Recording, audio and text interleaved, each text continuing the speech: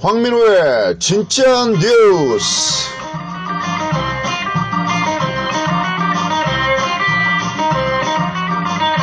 경월일보 팟캐스트 황민호의 진짜 뉴스 제19회를 시작하겠습니다. 의정부 고산동 공공택지지구 C2블럭 상곡동 1-2에 들어서는 대관건영 로제비앙 전용면적 84제곱평방미터 아파트가 고액 분양가 논란에 휩싸였습니다. 대강 로제비앙은 5층 이상 기준층 기준으로 3억 2,389만원에 분양하고 있습니다. 그러나 지난 2016년 5월 분양한 밀라기지구 우미린 732세대의 경우 기준층 기준으로 84제곱평방미터 A형과 B형이 3억 680만원, C형이 3억 280만원, D형이 3억 160만원, 2015년 3월 분양한 호반 84제곱평방미터 1564대의 경우 기준층 A형이 3억 720만원, B형이 3억 620만원에 분양한 것과 비교해 다소 비싸다는 지적입니다. 이에 광주광역시 서구 양동에 본사를 두고 있는 대강건영은 24일 오전 오후 고액 분양가 논란에 반론을 요청하는 전화통화에서 분양팀 부장 등 관계자들이 모두 출장을 갔으며 사장님이 답변을 줄 것이니 기다려야 한다고 전화번호를 알려줄 수 없다고 말했습니다. 익명을 요구한 한 주민은 최근 정부의 부동산 규제 대출 강화, 부동산 입지, 장래성, 주변 개발 계획 불투명성, 브랜드 가치, 가격 상승 요인 등 여러 사항을 감안할 경우 밀락이지구보다 다소 비싸다는 느낌이라고 말했습니다. 2020년까지 상시 지속적 업무에 종사하는 공공부문 비정규직 20만 5천 명이 정규직으로 전환됩니다. 고용노동부는 25일 정부 세종청사에서 공공부문 비정규직 대책 태스크포스 회의를 개최하고 이 같은 내용의 공공부문 비정규직 특별 실태조사 결과 및 연차별 전환 계획을 확정했습니다. 직종별 전환 규모로는 기관제의 경우 사무보조원 1만 4천 명, 연구보조원 9천 명, 의료업무 종사자 7천 명 순이며 파견 용역의 경우 시설물 청소원 3만 2천 명, 시설물 관리원 2만 1천 명, 경비원 1만 7천 명 순으로 나타났습니다. 정규직 전환 비율은 공공기관이 71.2%로 가장 높으며 규모도 전체의 절반이 넘는 55%로 나타났습니다. 이어 중앙행정기관 69.7%, 자치단체 지방공기업은 50%, 교육기관 29.6%였습니다. 이성호 양주시장은 24일 시청 상황실에서 언론인 40여 명을 초청해 경기 북부 테크노밸리의 유치 의제를 강하게 내비쳤습니다. 이 시장은 이 자리에서 620년의 유구한 역사를 간직한 경기 북부 본가인 양주시가 중심이자 미래의 복합형 자족도시를 구현하고 신성장 동력 확보를 통해 경기도의 발전, 나아가 미래의 한국 경제를 견인하고 지역 발전의 기틀을 마련하기 위해선 경기 북부 테크노밸리 유치를 반드시 성공시켜야 한다고 강조했습니다. 금융위원회 기획재정부 국토해양부는 24일 신 DTI, DSR 도입과 금리 인상기 빚 부담에 시달릴 수 있는 취약 차주 맞춤형 지원 등을 골자로 한 가계부채 종합 대책을 발표하고 내년부터 다주택자의 투기성 추가 대출을 원천 봉쇄하기 위해 서울 등 수도권과 부산 해운대구 등 청약 조정 대상 지역 40곳을 대상으로 대출 심사 시 신총 부채 상환 비율 DTI를 적용하기로 했습니다. 내년 8월에는 이보다 더 엄격하게 대출액을 제한하는 총체적 상환 능력 비율 DSR 심사도 도입됩니다. 이 경우에 다주택자가 집을 살 때 받을 수 있는 대출액은 지금의 절반 이하로 줄어듭니다. 경기 남부지방경찰청은 시의회 의장 선거에서 지지를 부탁하며 동료 시의원에게 골드바를 건넨 광명시의회 A의원을 뇌물공여 혐의로 형사 입건했다고 25일 밝혔습니다. 경찰에 따르면 A의원은 지난 5월 동료 시의원인 B의원에게 광명시의회 후반기 의장 선거에서 지지를 부탁하며 시가 230만원 상당의 골드바 10돈을 제공하고 B의원이 이를 반환하자 같은 해 7월 재차 공유한 혐의를 받고 있습니다. A의원은 대가성이 없다며 혐의를 강하게 부인하고 있는 것으로 알려졌습니다. 정부가 내년부터 새로운 총부채 상환 비율 DTI와 총부채 원리금 상환 비율 DSR을 도입하는 내용의 가계부 종합 대책을 24일 발표하자 부동산 중개사들은 위축된 부동산 시장이 이번 대출 규제 강화로 더욱 움츠러들 것이라며 걱정했습니다. 중개사들은 대출을 받아 집을 내 집을 사려던 실수요자들은 자금 계획을 다시 세워야 한다고 조언했습니다. 행정안전부가 의정부시의회 박종철 의장이 의장으로서의 권한을 가지고 있다고 밝혔습니다. 행안부는 지난 18일 시의회가 지난 11일 질의한 박 의장이 불신임 의결한 결과 구구의 의장 선출 의결 효력 및 집행정지 가처분 신청이 인용했을 때 박 의장이 복귀하는지 여부를 질의했습니다. 이에 집행정지 결정 효력 발생 때부터 박 의장의 의장직 수행이 가능하다고 통보했습니다. 행정안전부는 집행정지 결정에 따라 박종철에 대한 불신임 의결은 본안 판결 선고일부터 21일이 되는 날까지 효력 및 집행정지 되었으므로 박종철은 집행정지 결정 효력 발생 시부터 본안 판결 선고일부터 20일이 되는 날까지 의장직 수행이 가능한 것으로 보인다고 밝혔습니다. 의정부 사무국은 이날 더불어민주당과 자유한국당 측에 행정안전부의 답변 내용을 전달했습니다. 앞선 9월 중순 필리핀을 방문한 30대 한국인 여성이 마닐라 인근의 한 카지노에서 중국인 사채업자에게 1,500만 원을 빌려 도박을 하다가 모두 잃고 사채업자에게 납치, 감금되는 사건이 발생했습니다. 사채업자는 이 여성의 머리를 삭발하고 옷을 벗긴 뒤 찍은 사진을 피해자 가족에게 보내 협박하는 수법으로 빚을 받은 후 일주일 만에 풀어줬습니다. 올해 4월 이후 현재까지 한국 대사관에 접수된 같은 사건은 15건으로 피해자는 16명입니다. 의정부시는 24일 오후 2시 의정부시청 대강당에서 전환기 의정부시 비전과 발전 방향 공동학술대회를 개최했습니다.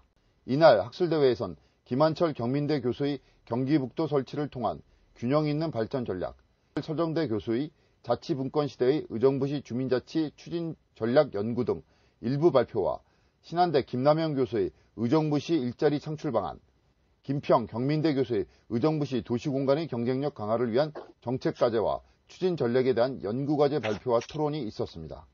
이날 학술대회는 의정부시 행정혁신위원회, 신한대학교, 경민대학교, 전환기 행정학회가 공동 주최했으며 안병영 의정부시장, 김병옥 신한대 총장, 홍지연 경민대 부총장을 비롯해 대학 관계자, 의정부시 5급 이상 간부 공무원, 시의원, 시민 등 250여 명이 참석했습니다.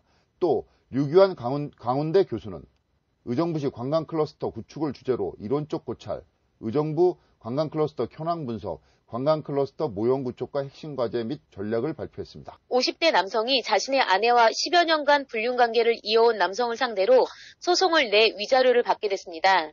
부산가정법원 가사 3단독 윤재남 부장판사는 50대 남성 A씨가 50대 남성 B씨를 상대로 낸 손해배상 청구 소송에서 B씨는 A씨에게 3천만 원을 지급하라고 판결했다고 25일 밝혔습니다.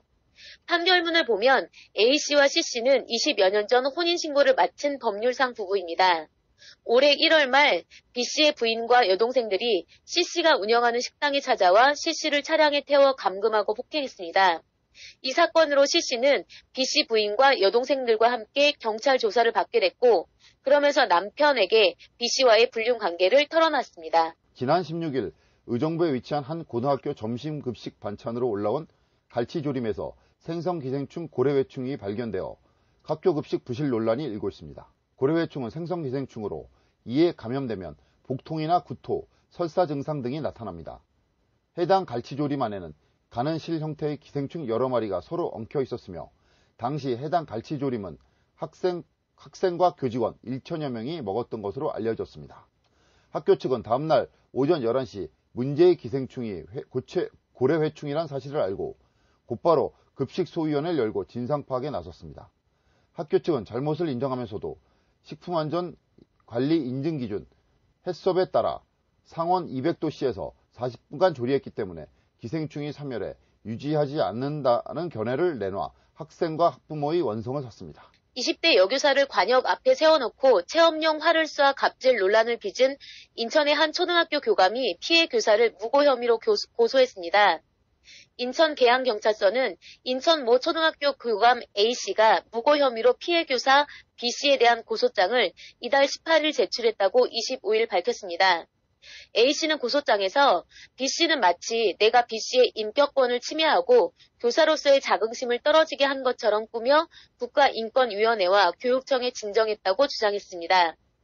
A씨는 지난 6월 자신이 근무하는 초등학교 교무실에서 B씨에게 종이 관역 앞에 서보라고 한 뒤 체험용 활을 쏜 사실이 최근 알려져 값진 논란을 빚었습니다. B씨는 심한 충격과 급성 스트레스 장애로 정신과 병원에서 4주 진단을 받았으며 국가인권위원회에 진정을 제기하고 시교육청에는 민원을 냈습니다. 반려견이 사람을 공격하는 사고를 줄이기 위해 정부가 규제 강화 카드를 준비 중인 가운데 동물보호단체들은 신고 포상금 제도를 예정대로 시행하는 데 문제가 있다고 지적했습니다. 대신 정부가 교육과 단속을 강화하고 반려견 판매자에게 정보 제공 의무를 부과하는 방안을 제안했습니다. 농림축산식품부는 25일 행정안전부, 동물 전문가, 동물보호단체 등으로 구성된 반려견 안전관리 태스크포스 첫 회의를 개최했습니다. 목줄이나 입마개를 하지 않은 반려견을 공공장소에 데려오면 물리는 과태료 상향에 대해서는 일정 부분 공감대를 나눈 것으로 전해졌습니다. 정부는 현재 1회 적발 시 5만원, 2회 7만원, 3회 이상 10만원의 과태료에서 각각 20, 30, 50만원으로 상향하는 방안을 추진하고 있습니다. 박근혜 전 대통령의 비선실세, 최순실씨 등 국정농단 세력이 국내외로 부정하게 빼돌린 재산을 국가로 귀속하기 위한 움직임이 25일 본격적으로 시작됐습니다. 시민단체 국민재산되찾기운동본부는 이날 오후 국회의원회관 제2소회의실에서 출범식을 열고 활동 시작을 알렸습니다. 우원식 더불어민주당 원내대표는 지난 7월 여야 의원 130여 명이 발의한 최순실 재산환수 특별법이 올해 안에 통과될 수 있도록 야당의 협조도 촉구했습니다. 매년 상속 증여를 통해 대물림하는 재산이 60조 원 규모에 육박하는 것으로 집계됐습니다. 이 가운데 절반 이상은 세금을 한 푼도 내지 않은 것으로 알려졌습니다.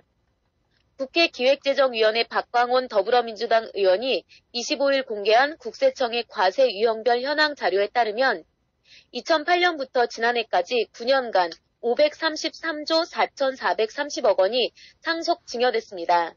연평균 59조 2,417억 원 규모로 증여재산 281조 8,756억 원이 상속재산 251조 5,674억 원보다 많았습니다. 9년간 재산을 상속받은 273만 6,796명 중 상속세를 낸 사람은 1.9%, 5만 2,607명에 불과했습니다. 증여를 받은 이들 가운데 45.1%도 면세 혜택을 누렸습니다. 세금을 내지 않은 채 상속 증여되는 재산은 연평균 35조 4,996억 원 수준입니다. 앞선 8월 5일 수원천 매교 부근에서 발생한 물고기 폐사 사고는 인근 하수관과 원류수 유출로 인한 용존 산소 부족이 원인인 것으로 밝혀졌습니다. 수원시는 사고 당시 기상 상황과 유사 사례 분석, 국립과학수사연구원 등 전문기관 분석 결과 관계 전문가로 구성된 수원천 물고기 폐사 원인 분석팀의 자문 의견 등을 종합해 이같이 밝혔습니다. 수원시는 사고 직후 현장에서 폐사 물고기와 하천수 시료를 채취해 국립과학수사연구원과 경기도 보건환경연구원에 분석을 의뢰했습니다. 분석 결과 비소, 카드뮴 등의 중금속, 독극물 검출이 되지 않음에 따라 화학물질 무단 배출 등에 의한 사고는 아니라고 판단했으며 우기 시 관거로 흘러들어가는 물 중에서 처리 용량을 넘어서는 부분은 우수 토시를 통해 하천 등으로 직접 유출되는데 이때 외부로 유출되는 물을 원류수라고 합니다. 원류수는 특성상 오염물질이 다량 섞여 있어 수질 오염과 국지적인 물고기 폐사 원인이 되기도 합니다. 네, 이상입니다. 네, 지금까지 경월일보 팟캐스트 황민호의 진짜뉴스 황민호 이영주였습니다. 네, 감사합니다. 감사합니다.